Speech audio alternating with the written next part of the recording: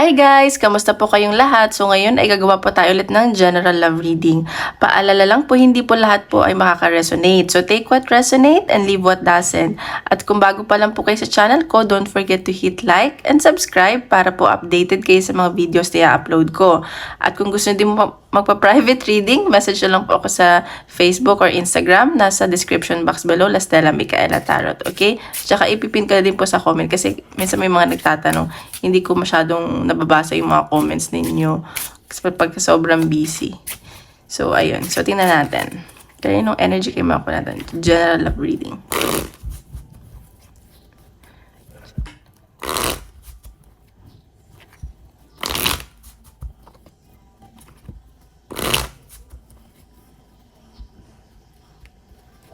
Isa pa daw. Sabi ni Spirit. Tatlo pa.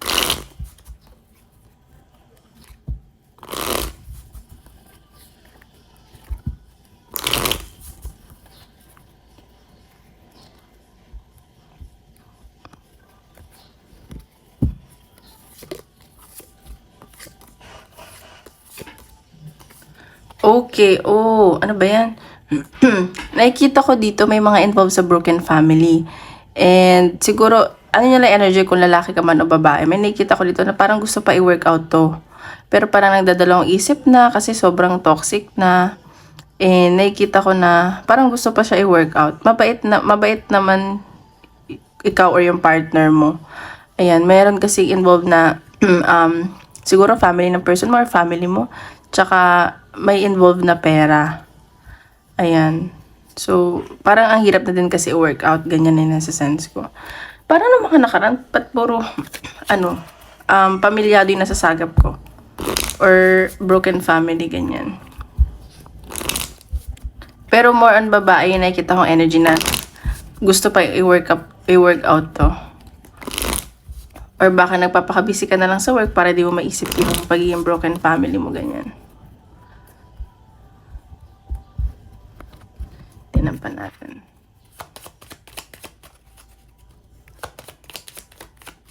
O baka yung person mo broken family. O rebirth. So may nakikita ako dito pagbabago sa connection nyo or sa iyo.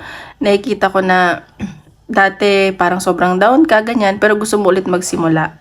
Ayan, sabi ko nga, baka gusto mo i-workout. Pero siguro unahin mo muna i-heal yung sarili mo. Nakikita ko na parang itatry mo munang mag-heal or baguhin yung sarili mo kasi siguro ikaw yung naging toxic dito sa relationship. Ayun. I mean, syempre sa relationship, dalawang tao naman yan. Pero siguro ikaw yung dahilan, ganun. Ayan, so nagki-create ka na ng boundaries. Tsaka nagmamatigas ka talaga. Alam mo yun. Pero nagdadasal ka naman. Mabait ka naman eh. At gagawin mo lahat para sa pamilya mo. Ayan o, para isa kakabuti ng family mo, kung pamilyado man kayo or broken family, gagawin mo to para siguro kung may anak kayo, ganyan. May nasa sense din ako ng LGBTQ. Ayan. So, nag-ano ka muna, parang gusto mo muna mag-isa, parang gusto mo ng simpleng buhay, ganyan. So, baka may lakad ka, pupunta ka sa nature or dagat para mag-reconnect, ganyan. Ayan o, see, baka may lakad ka. Baka may pupuntahan ka, ganyan. So, tingnan natin energy ng person mo. Oops. Energy ng person.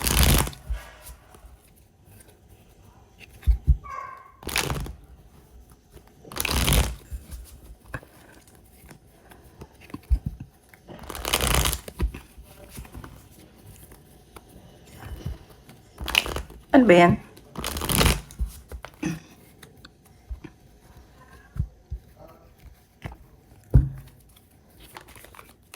Oh, bipad energy ng person mo. Oh, itong person mo, tahimik lang to pero nagiging ano lang siya. Tawag dito, parang pinapakiramdaman niya yung sitwasyon at kung ano yung possible na mangyari.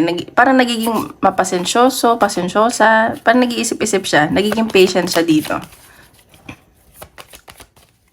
Tinampan natin.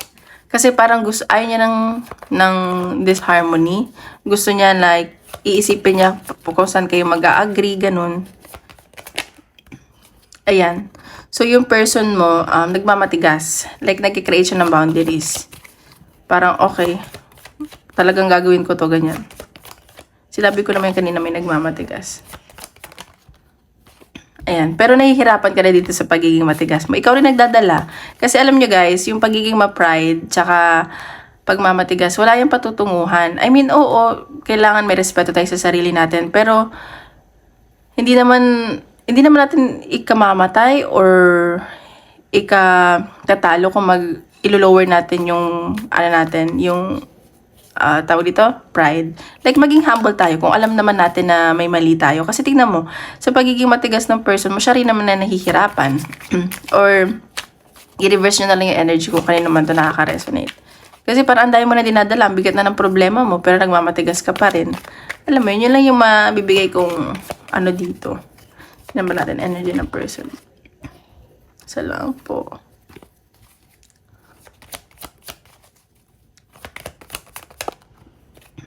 Ayan.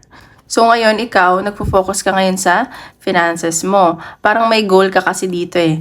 Nakikita ko, kung nagtatrabaho ka man, doon ka nagpo-focus. Kasi, parang siguro gusto mo ng promotion, ganyan. Pero, nakikita ko naman na, or kung wala kang trabaho, naghahanap ka ng trabaho, may gusto ka talagang trabaho na yung person mo gawin, ganon. Natin, ayan. Nakikita ko dito na hoping ka pa dito sa ba't ikaw? Yung person mo sa connection nyo. Nagdadasal-dasal to eh. Ayan. So, may tinitira pa tong yung person mo parang may tinatago siya na hindi niya masabi-sabi. Pero, deep inside, hoping pa siya. Yun yung nasa sense ko. See? Gusto niya ng new beginning. Ayan o, new beginning sa inyo.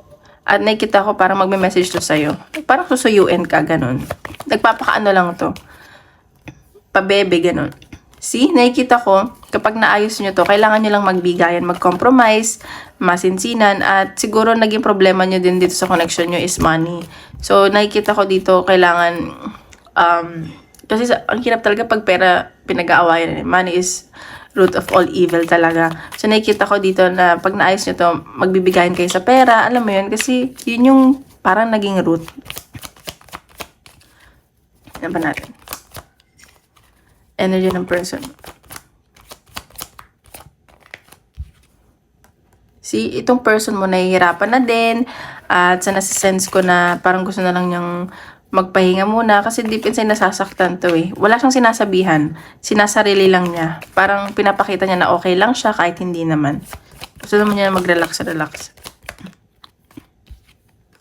See? Ayan. So, may nakikita akong celebration. So, baka magkikita kayo ng person mo or baka magkabati din kayo. Ayan. So, baka i-workout nyo pa to kasi marami na daw kayo na-invest dito. Time, effort, pagmamahal, and you know, lahat. Gusto nyo pa ito i-workout. And nakikita ko, iniisip-isip ka ng person mo. Nag-iisipan lang kayo, yun, may abanda sa paparating. Baka mabuntis ka pa ulit kung magkita kayo or yung person mo. Ayan, so may nakikita akong celebration. So baka may celebrate yung person mo or ikaw, baka busy ka, ganyan. Tinan natin. Baka magsama kayo sa bahay in the future, in the near future. Natin, energy mo naman.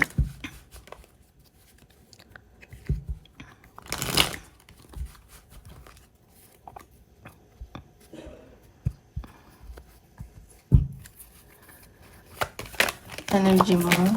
Uy. Ayan. Sana nakikita ko dito, nahihirapan ka din dito. You feel stuck sa connection nyo. Nahihirapan ka, you feel restricted. Hindi ka makawala. Ganun yun sa sense ko. Yan pa natin. Ayan. Si pares kayo ng energy na person mo. Nakikita ko na kapag naayos nyo to or nafe-feel mo na gusto nyo, alam mo yun, nagbibigay na lang kayo. Gusto nyo mag-compromise sa isa't isa. Para, alam mo yun, hindi kayo mahirapan, ganyan. Kasi walang magagawa ang pride at ego. Ayan. So, nakikita ko, parang may offer ka sa person mo. Pero page of cups pa lang to. Parang pag-iisipan mo muna. Hindi siya ganun kalaking offer. Pero itatry mo eh. Pero nagko-contemplate ka pa. Siguro mas iisipan mo to na mabuti na kung paano niya tatanggapin. Ganon. Nakikita ko na parang umiiyak ka din mag-isa. Tinatago mo lang ganyan. Energy. Ayan. So, judgment. Nakikita ko dito na may tawag dito, may kailangan kasing isipin or gawin para may titimbangin ka, ganyan. So, nakikita ko na marami kang iniisip, pero nakikita ko in a good way naman na gusto mong maayos to. Ayan o, judgment. So, nakikita ko na maayos nyo pa to. Success. Ayan, the chariot. So, ano lang to, siguro biglaan lang din mangyayari. Guys, na-advise ko lang kung sa connection nyo, kung yung isa mainit yung ulo, huwag nyo sasabayan. Kasi, pag nagpadala tayo sa bugso ng damdamin, yung mga desisyon natin, isipin natin kung ano makaka-affect. Naiintindihan ko, galit kayo, ganyan. Pero, alam mo yun, it's better to breathe in like for 5 minutes. Isipin mo, pag gumawa ka ba ng desisyon, ano bang maitudulot nito? Kasi nakikita ko may success na paparating sa inyo eh. Ang dami yung pinagdaanan pero parang maayos nyo din kasi ito eh. Parang biglaan lang din. Ayan. So ikaw, doon nagiging protective ka na sa nararamdaman mo, sa sarili mo. Kasi marami naman din tukso na lumalapit sa'yo. Pero ayun nga, hindi mo lang din pinapansin. Kasi yung person mo talaga yung gusto mo sa nasa-sense ko. Madaming tukso eh. Ayan. Ayan. So, nakikita ko dito, it's either ikaw, alam mo sa sarili mo na binetray mo tong person mo. Like, marami kang ginawa para lokohin siya, ganon. Ayan nga, baka yung mga tuksong lumalapit sa'yo. Ayan, 6 of Swords. So, nakikita ko naman na hinihil mo to. Nag-heal ka. At nakikita ko may movement ako nakikita. So, baka mag-relocate kayo. Mapag-usapan nyo na, tawag dito, magsama ulit. Susubukan. Kasi, nakikita ko naman kapag nakapag-usap kayo, ay may aayos nyo to. Yan napan natin. See, ayan. Oh my God. 4 of Wands, 4 of Wands. So, may nakikita akong celebration. So, baka, ano nyo pa to? Maayos nyo pa at magsama, ayun, baka nga magsama kayo ulit kasi may celebration na nakikita. Pero baka mangyari ito in a few weeks or months, ganyan, kung kanino naman energy to. At nakikita ko na you will follow your intuition. Ayan. Ayun, no, may abundance, prosperity na paparating. Wow. Ayan. So, tingnan pa natin. Ano pang ipapakita ng universe?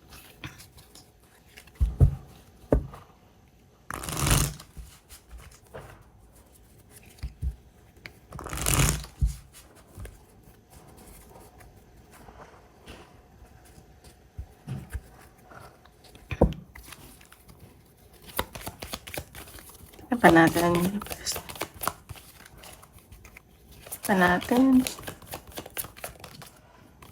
Ayan, so may nakikita akong happiness na paparating. At ayan, so baka nga, yun nga sabi ko, baka mag-travel kayo. Punta kayo sa nature. Ayan. Magiging masaya ka lang. Oh my God, so ingat ka lang, baka may maka one night stand ka or itong person mo, magkita kayo, mag-hook up kayo ulit. Ano ba ito? Ano natin? Ayan no, see? So, may nakikita akong travel. Baka may ma-meet ka dyan sa pag-travel mo. So, ingat ka lang. Or baka itong person mo, pag nag-travel kayo, alam mo na, ayan. So, ayan. So, in the future, isa-secure nyo na yung finances nyo. Baka ngayon nga, mag-usap kayo about pera. Ayan, healing. So, nakikita ko naman, hinihil nyo parehas yung sarili nyo. Ayan, dahil meron ngang cheating na nangyari, tsaka nasira na yung tiwala. Soulmates pa rin kayo, oh. Ayan, dating, meeting someone new. O baka nga may ma-meet ka pa kung hindi man kayo magkabalikan. Or baka itong person mo or ikaw, parang magiging bagong tao ulit. Okay? So, tingnan pa natin.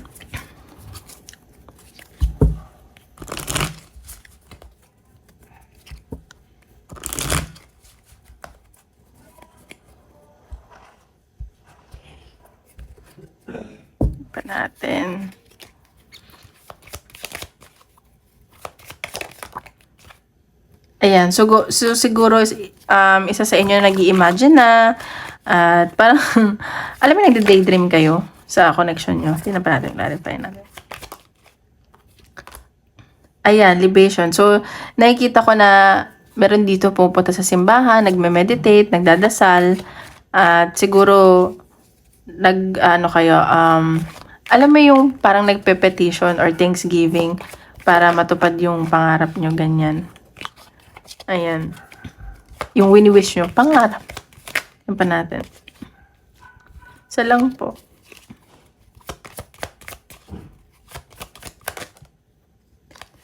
Isa lang.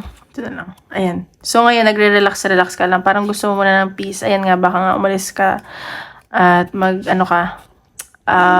mag-travel. Nakikita ko dito na may mga pinag-aaralan ka dito. Baka nagbabasa ka ng libro or mga messages nyo. Ayan. So, or sa nakikita ko, yung pagsisimba, yun yung nagiging mo. Doon ka nakako ng peace of mind. Doon gumagaan yung loob mo. Ayan. So, nakikita ko na magsusuportahan kayo ng person mo. Ayan, kung pamilyado kayo. Ayan, may care pa naman kayo isa sa isa. Naiisip nyo pa yung memories nyo together. May mga pagpaplanuhan kayo dito. Pero iisipin nyo na ng mabuti yung pagpaplano nyo. Like, kung paano i-work out to. Ayan. Kasi, ayun, may mga nawala din talaga sa connection nyo. So, ayun. So, tingnan natin. Advice. Advice ni Universe.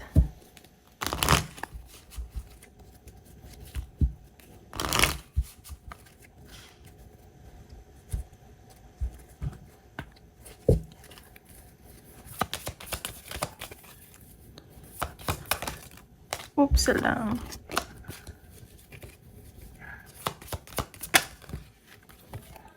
Your potential is endless. So, nakikita ko dito, ayan. So, sinasabi dito na huwag kang panghinaan ng loob. Kung, yun nga, baka nga gusto mo tong i-work out, kasi baka mababa na yung self-confidence mo, huwag ka daw mag-alala kasi marami ka pang ibubuga. Ganon yung sa sense ko.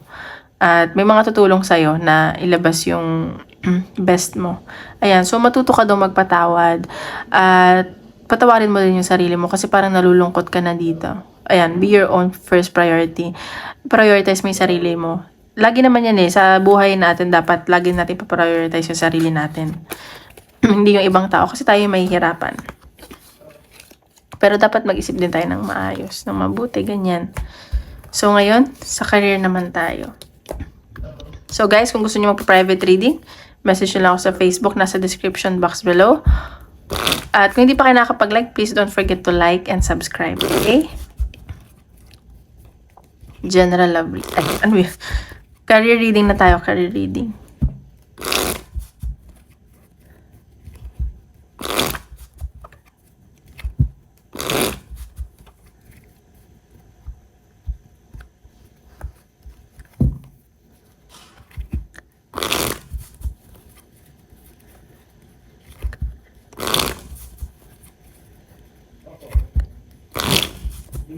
Career reading.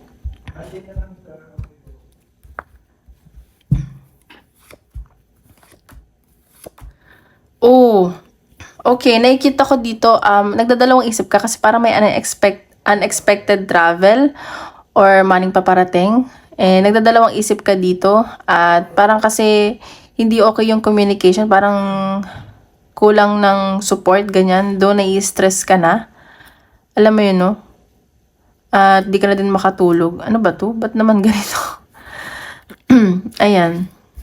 So, may travel ako nakikita sa career mo. Parang nadadalawang isip ka. At ingat ka lang kasi baka na-involve ka sa chismis dyan sa trabaho. Tignan natin. At ng mga kaibigan mo. Ganyan. May nakikita ko ng mga onting delays. Ganyan.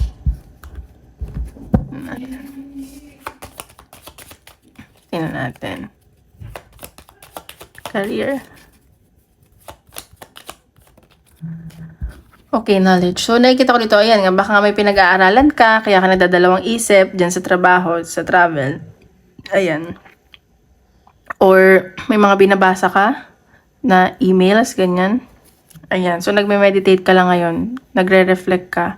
Ayan, baka may malaman kang totoo at baka magulat ka. Ayan, so baka nga pinagchichismisan ka, tas malaman mo na akala mo kaibigan mo, hindi pala. Ayun ang sa sense ko. Parang na-stress ka na din dito sa work eh. Gusto mo nang iwan. Or, baka naman yung dati mo tong trabaho. Baka nagdadalawang isip ka pa din kasi iniisip-isip mo pa din yung dati mong trabaho. Pero nag-end na. Pero nakita ko na maayos naman yung magiging kaperahan mo.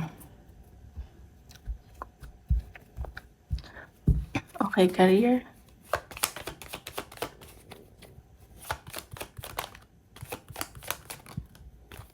Isa lang.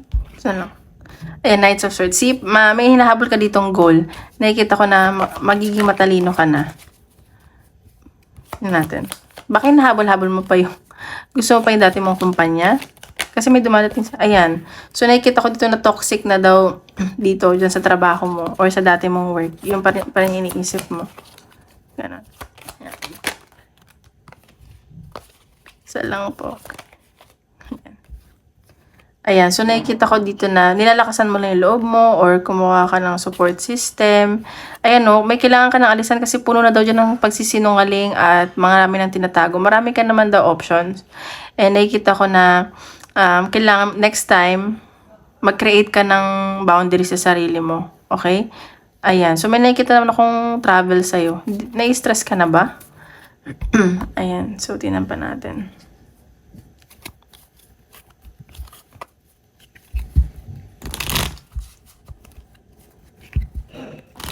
Mga nag-resign ba dito?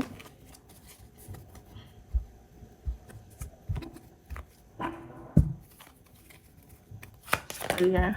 Oops, lang po.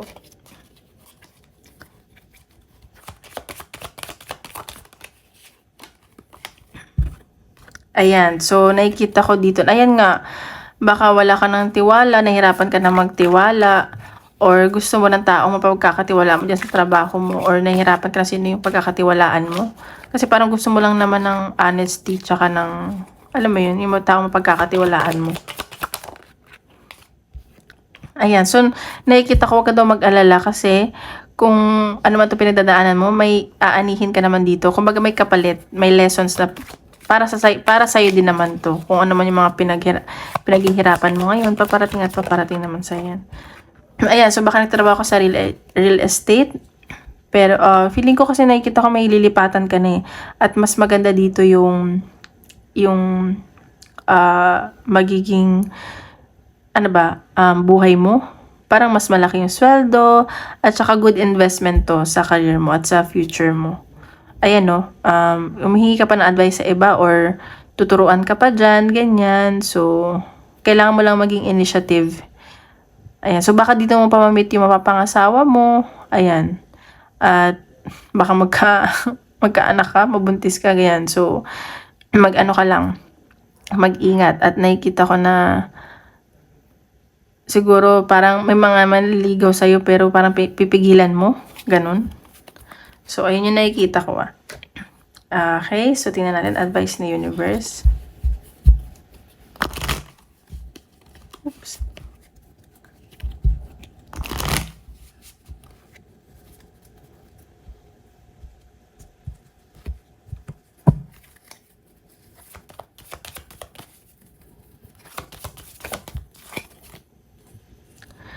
Ayan, overcoming obstacles. So, nakikita ko dito na kung ano man pinagdadaanan mo ngayon, ma-overcome mo yan. At kahit anong pinagdadaanan mo sa buhay, ma-overcome mo yan. Kasi nasa-sense ko na divinely guided ka.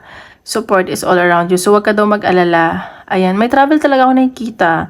And, supportado ka ng universe at ng mga taong nasa paligid mo. Ayan, so take your first step. So, ayan no, baka nga may let go ka na. At bago na itong paparating nakikita ko. Ayan, you are exactly where you need to be. Kung nasan ka man ngayon, ay doon ka na nararapat, unknown territory. So, bago nga ito, ayan o, unknown territory, bago nga.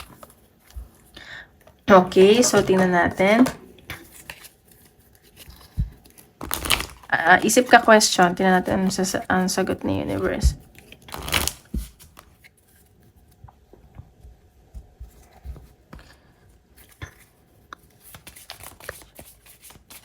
Okay.